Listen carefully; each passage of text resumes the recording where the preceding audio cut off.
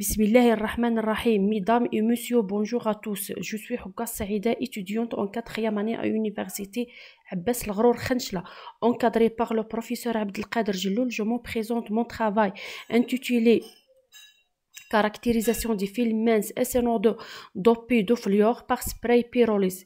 L'élaboration a réalisé au niveau du laboratoire de structure, propriétés et interactions interatomiques.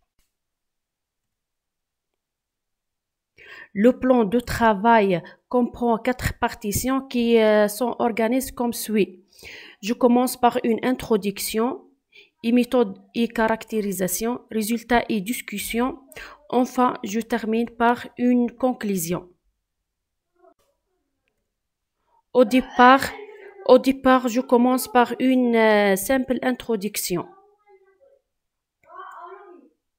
Les films minces d'oxyde transparent et conducteurs TCO sont largement utilisés pour différentes applications. Le matériau qu'on traite et le dioxyde d'Ita SNO2, ce matériau appartiennent à la famille les TCO non toxiques et très abondants structures.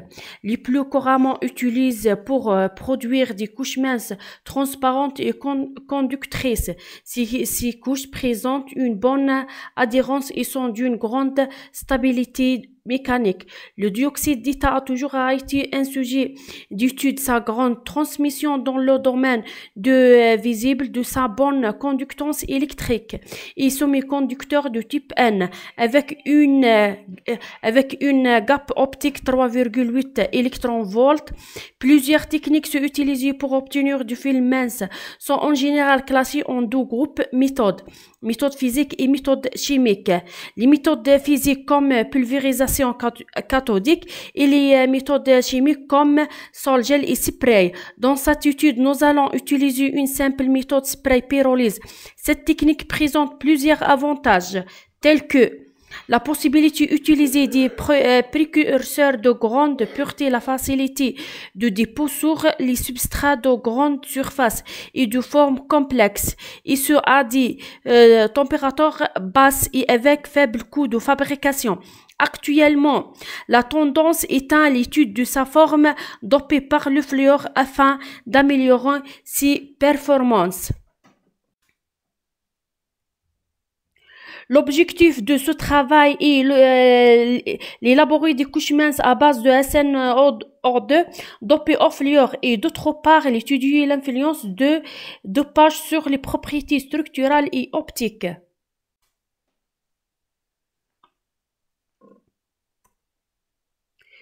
Je passe la partie très importante et la partie expérimentale.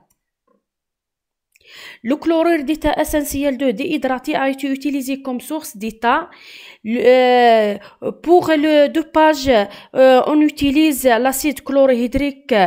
Une lame de verre a été nettoyée. On utilise l'eau distillée et divers solvants organiques, acétone et méthanol. On pesait 1,66 g de essentiel de déhydraté dissous dans un ml d'acide chlorhydrique concentré HCl, puis chauffé à 80 degrés Celsius pendant 10 minutes. Cette solution a été diluée en ajoutant le 2 méthanol jusqu'à 25 ml et 15 ml d'eau bidistillée. Pour le dopage au fluor, on ajoute 24 microlitres de HF ou la solution de départ.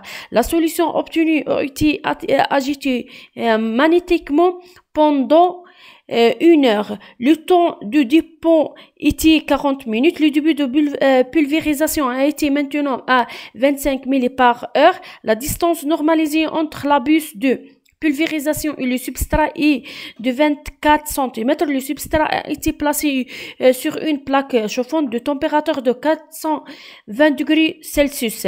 L'échantillon a été caractérisé par DRX et UV visible.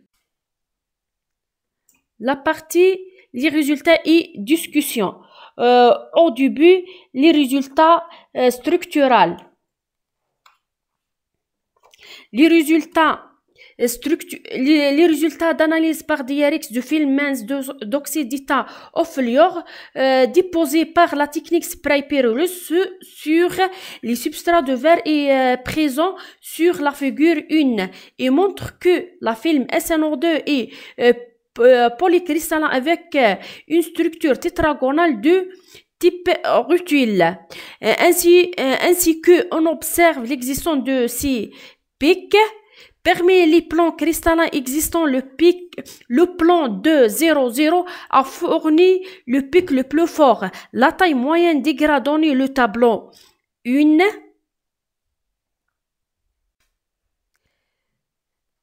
En utilisant l'expression de la formule de Debye-Chérard dans par l'équation 1, elle est estimée à 27 nanomètres. D'autre part, on calcule les paramètres ici, on utilise la relation de.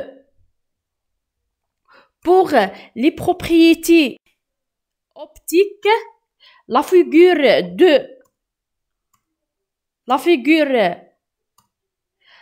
de regroupe le spectre de transmission dans la gamme 300 à 800 nanomètres. On peut remarquer que le film SNO2 déposé est totalement transparent dans le visible et absorbant dans la gamme de spectre situé entre 300 et 350 nanomètres, c'est-à-dire dans le proche ultraviolet.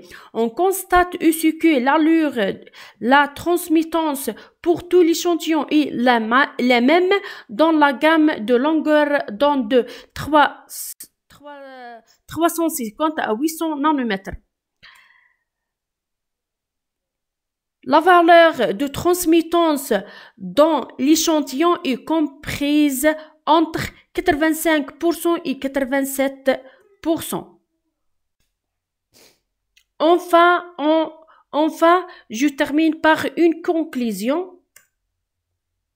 Nous avons essayé de présenter dans cette étude l'élaboration et la caractérisation de couches minces de SNO2 dopées par fluor par une technique simple spray pyrolyse pour étudier les caractérisations de films minces préparés au laboratoire. Nous avons choisi quelques techniques d'analyse et réalisé ce qui est possible à appliquer, telles que l'analyse par les rayons XDRX, qui nous a permis de déterminer quelques propriétés structurales de couches préparées, la taille des grains, la contrainte, les paramètres de maille.